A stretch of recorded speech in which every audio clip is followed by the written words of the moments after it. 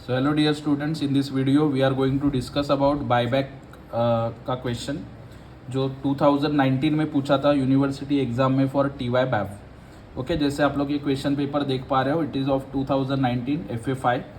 ठीक है, question number 3 है, following is the balance sheet of Sharp limited as on 31 March 2019, balance sheet of messrs component limited as at 31 March 2019। तो ये कुछ ignore कर देना, कुछ अलग अलग नाम आए।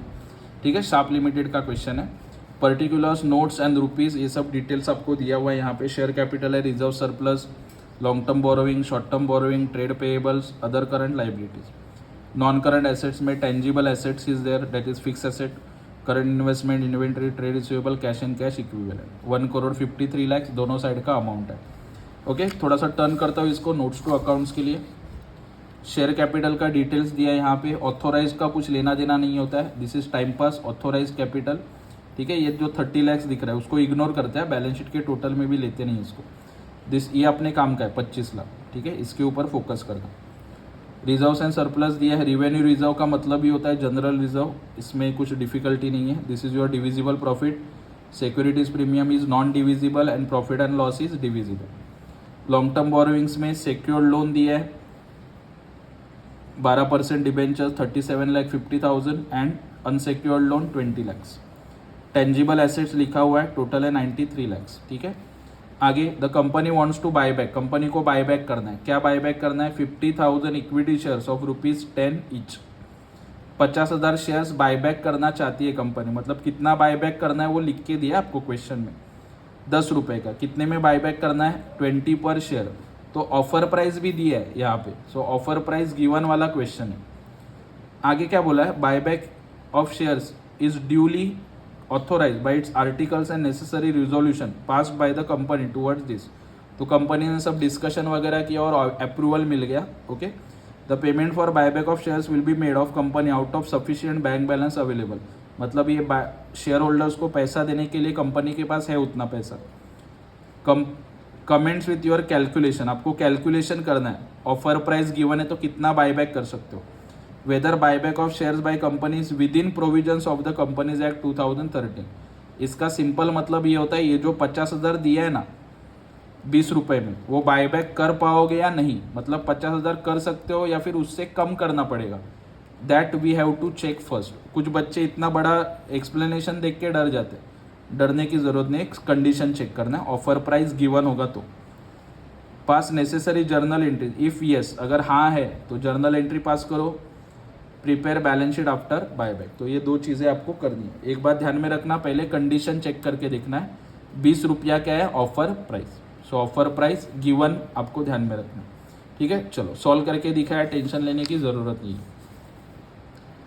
Messrs sharp limited, question number 3, calculation of maximum possible buyback if offer price is given. Number 1, 25% of own funds. कैसे मिलेगा? सोर्सेस। सोर्सेज में तीनों चीज़ें लिखी है। Revenue reserve 30 lakh, profit and loss 2,50,000, security premium 5 lakh, total आता है 37,50,000।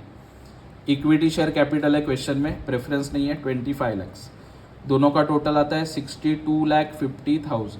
ईजी है, ठीक है, लेकिन ये आपका मोटिव नहीं है। टोटल ओन फंड्स उसका 25% चाहिए, वो निकाला, कितना आता है? 15,62,500। So this is your point number 1 समझा? इजी है बहुत ही, ठीक है।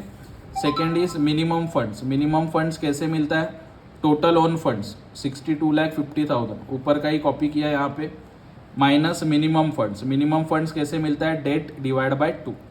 तो यहाँ पे 2 डेट है आपके पास, डिबेंचर्स भी आता है और अनसिक्योर्ड लोन्स भी। सो टोटल है 57,50,000 इज योर डेट। ठीक है, दोनों कंसीडर करना है आपको। चलो, तो वो लिखा 57,50,000 divide by 2, so that is 28,75,000। उसमें से ये माइनस किया तो बैलेंस बचता है 33,75,000। वेरी इजी टू अंडरस्टैंड, ठीक है। उसके बाद third point, 25% of equity share capital. So यहाँ पे 25% of equity share capital divide by nominal value of equity share, ये कर सकते हो, इनटू ऑफर प्राइस। ओके, जब गिवन आता है तो इनटू ऑफर प्राइस कर सकते हो, नहीं आया तो नहीं करोगे। एक मैंने पिछला क्वेश्चन सॉल्व किया अमे लिमिटेड का, वो देख लेना, वो नॉट गिवन था, ये ऑफर प्राइस गिवन है, इसके लिए यहाँ पे इंटू ऑफर प्राइस आया। सो 25 लाख है शेयर कैपिटल, उसका 25% 6,25,000 डिवाइड बाय एक शेयर का फेस वैल्यू कितना है 10 रुपया, क्वेश्चन में दिया वो लिखना है, इंटू ऑफर प्राइस बोला 20, तो कैलकुलेशन करके आता है 12,50,000। So this is your number 1, this is number 2 and this is number 3। तीनों मैंने बता दिया कैलकुलेशन करके। ओके, तीनों में से अभी आगे जाके लेना होता है विच एवर इज लेस, तो ये आएगा आपका 12 लाख, पहले ही हिंट दे दिया मैंने। ठीक है, चलो आगे बढ़ते हैं। Number 4 is maximum possible buyback 1, 2 और 3 which ever is less divide by offer price. So less आता है 12,50,000 जो ऑलरेडी मैंने डिस्कस किया था, डिवाइड बाय 20, तो नंबर ऑफ शेयर्स बायबैक कितना कर सकते हो 62,500। लेकिन इतना करना नहीं है ना, इतना कर सकते हो मैक्सिमम, कंपनी कितना करने वाली है उससे कम भी कर सकती है। तो यहाँ पे जो मैंने सेंटेंस लिखा, therefore the company can easily buy back 50,000 equity shares at the rate ₹20 पर share because it is with in limit. तो लिमिट के अंडर है ना, आया इतना, लेकिन इतना नहीं करना है। कंपनी कितना करने वाली है 50,000, तो ये ध्यान में रख के आपको कैलकुलेशन करना है। ये ध्यान में मत रखो, क्या ध्यान में रखना है 50,000 कितने में 20 रुपये में, क्योंकि कंपनी को ये करना है। ये कंडीशन चेक किया खाली, इतना मैक्सिमम कर सकते हो लेकिन करना कितना है 50,000 20 रुपये में। ठीक है, इसके वजह से बहुत से बच्चों ने लास्ट ईयर में प्रॉब्लम किया था। तो ध्यान से क्वेश्चन समझ के ठंडे दिमाग से सॉल्व करना है, जैसे मैं यहाँ पे कर रहा हूँ। ठीक है, देखो working note calculation of amount payable, nominal value plus premium is equal to amount payable. Nominal value कैसे मिला 50,000 इंटू 10 कितना आया 5 लाख। 50,000 इंटू 10 एक्स्ट्रा ना 10 रुपया, सो 5 लाख, एंड 50,000 इंटू दोनों मिला के 20 रुपया, सो 10 लाख पेमेंट करना है फाइनल आपको। ठीक है, तो ये 5 लाख के लिए CRR क्रिएट किया आउट ऑफ रेवेन्यू रिजर्व, क्योंकि उसमें भर भर के पैसा पड़ा हुआ है। ये 5 लाख सेट ऑफ किया फ्रॉम सिक्योरिटीज प्रीमियम, क्योंकि उसमें भी उतना बैलेंस है। ठीक है, वेरी इजी टू अंडरस्टैंड। अभी journal entries 1 by 1 you can see, number particulars LF debit and credit. सबसे पहले क्रिएट किया CRR out of revenue reserve, so entry आएगा revenue reserve account debit to CRR account, amount 5 lakhs।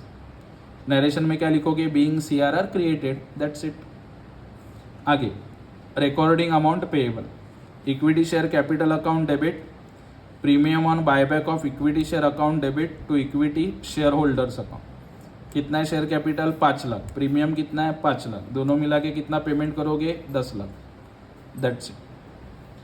Point number 3, ये जो premium था उसको क्या किया सेट ऑफ, तो सिक्योरिटीज प्रीमियम जो डेबिट में था उसको क्रेडिट में लेके आओगे प्रीमियम ऑन बायबैक, और जिसके साथ सेट ऑफ किया वो डेबिट में आएगा। Security premium account debit to premium on buyback of equity shares account, कितना 5 लाख। लास्ट में payment, 4th point equity share holders account debit to bank account, कितना पेमेंट होगा 10 लाख डेबिट में 10 लाख क्रेडिट, दैट्स इट।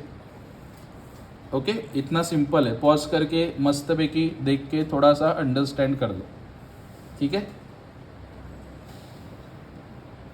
चलो आगे बढ़ते हैं। इसके बाद, और ये सब मैंने डिटेल में बताया हुआ, कैसे एंट्री कहाँ से आई क्या करना है, वो सब ऑलरेडी पहले के वीडियोस में हो चुका है। ठीक है, डायरेक्टली इस वीडियो में आओगे तो प्रॉब्लम होगा, तो पहले के सभी वीडियोस प्लेलिस्ट में जाके चेक कर देना एक बार। ओके, चलो आगे बढ़ते हैं। इसके बाद मैंने प्रिपेयर किया, देखो इसका balance sheet, that is balance sheet after buyback. ठीक है, नंबर 1 इक्विटी एंड लाइबिलिटीज, उसमें नंबर 1 आएगा share holders fund. Share capital के लिए शेड्यूल नंबर 1 बनाया, शेयर कैपिटल लिखा है 20 लाख, किधर से आया देखो नोट्स टू अकाउंट्स। ओके, तो ये आता है आपका बैलेंस शीट आफ्टर बायबैक, और उसके लिए सपोर्टिंग में बनाना होता है नोट्स टू अकाउंट्स, वो भी इजी है। Particulars and rupees, share capital authorise दिए, ऑथोराइज का मतलब कंपनी कितना शेयर इशू कर सकती है लाइफ टाइम में, उसका कुछ मतलब नहीं है क्वेश्चन में, बट दिया है तो लिखना पड़ेगा। 3 lakh equity shares of ₹10 each, amount आएगा 30 lakhs, डबल अंडरलाइन करने का इसको, इसका कुछ कैलकुलेशन में हिस्सा नहीं है। अभी ये इंपॉर्टेंट है, issued subscribed and paid up. अभी पहले देखो कितने शेयर्स थे? 2,50,000 स्टार्टिंग में, उसमें से बायबैक कितना किया? 50, बराबर। तो 50,000 लोगों के पैसे रिटर्न कर दिए, तो बचा कितना? 2 लाख, ये ध्यान में रखना। इक्विटी शेयर्स ऑफ ₹10 अमाउंट आएगा 20 lakhs। उसके बाद जैसे मैंने यहाँ पे अभी मेन बैलेंस शीट में लिखा है, share capital ₹20 lakhs। Reserves and surplus schedule number 2 बनाया, देखो reserves and surplus. Revenue reserve 25 lakh बचेगा। अभी देखो स्टार्टिंग में कितना था रिवेन्यू रिजर्व में? 30 लाख था ना, 30 लाख। 30 में से 5 लाख चला गया CRR के लिए, तो बचा कितना? 25 लाख लिखा है यहाँ पे। प्रॉफिट एंड लॉस 5 लाख, ठीक है। Capital redemption reserve 2,50,000। Security premium में कुछ नहीं बचा, वो बेचारा लूट गया पूरा सेट ऑफ में, ठीक है। ये नया रिजर्व क्रिएट हुआ CRR, वो लिखना पड़ेगा।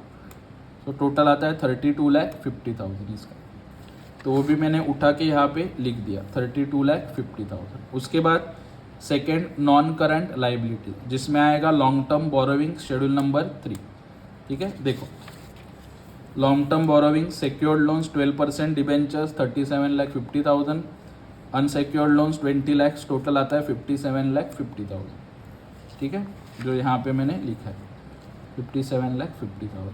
उसके बाद करंट लाइबिलिटीज़, करंट लाइबिलिटीज़ में देखो शॉर्ट टर्म बोरोविंग्स। तो शॉर्ट टर्म बोरोविंग्स ये अब कहाँ से मिला? जो ऑलरेडी मुझे लास्ट इसमें दिया था वही कॉपी किया मैंने, क्योंकि इसमें कुछ भी चेंज नहीं है। 13 लाख, 10 लाख, 10 लाख, तीनों सेम टू सेम मैंने उठा के यहाँ पे रखा। Short term borrowing 13 lakh, trade payable 10 lakh, current other current liabilities 10 lakhs। Total किया, टोटल ऑफ 1 + 2 + 3 1,43 lakhs।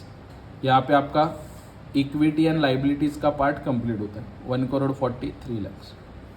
उसके बाद सेकेंड पार्ट आता है एसेट्स का। एसेट्स में नॉन करंट एसेट्स, उसमें आएगा fix assets schedule number 4, okay. Total आया 93 lakhs, ठीक है। देखो शेड्यूल बना है फिक्स्ड एसेट्स का, land and building, plant and machinery, furniture and fittings लिखा, टोटल किया, बैलेंस शीट में लिख दिया, दैट्स इट, ओके। 93 lakhs। उसके बाद बाकी का current assets same to same यहाँ का उठा के लिखना है, क्योंकि कुछ भी चेंज नहीं है।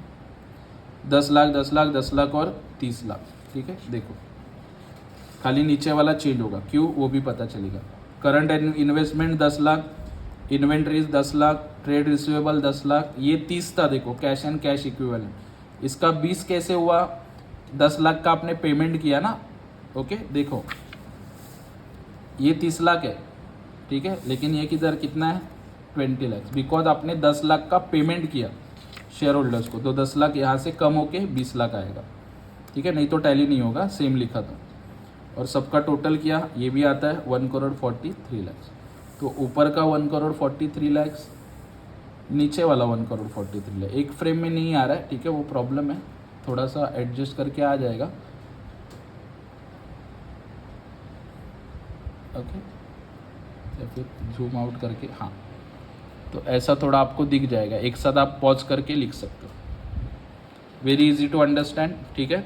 उसके बाद ये पॉज करके लिखना, उसके बाद नोट्स टू अकाउंट्स भी दिखाता हूँ ना, ठीक है। सो ये भी पॉज करके एक साथ लिख पाओगे। So that's it for this question. अच्छे से मैंने आपको समझाया, 15 मार्क्स का ऑफर प्राइस गिवन वाला क्वेश्चन था, और यहाँ पे आपको बोला था कितना बायबैक करना है, खाली कंडीशन चेक करके करो, ठीक है। इजीली आप ये क्वेश्चन अटेम्प्ट कर पाओगे, 15 मार्क्स का क्वेश्चन है। तो क्वेश्चन का understanding is very very important. तो थैंक यू सो मच। ये वीडियो अपने फ्रेंड्स के साथ शेयर करो, and please keep following Bagwe sir's Gyandeep commerce classes. Bye.